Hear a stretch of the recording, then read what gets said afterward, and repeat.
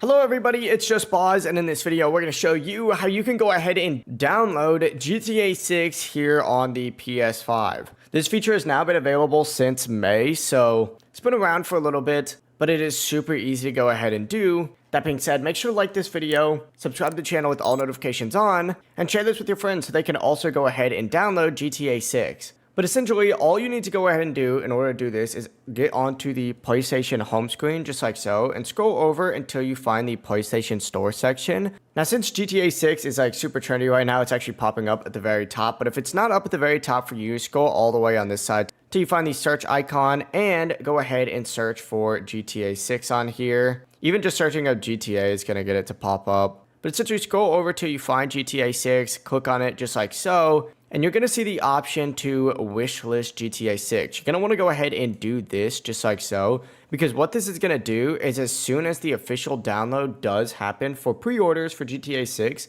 it's going to send you an email to the email that is associated with your PlayStation Plus account or just PlayStation account in general.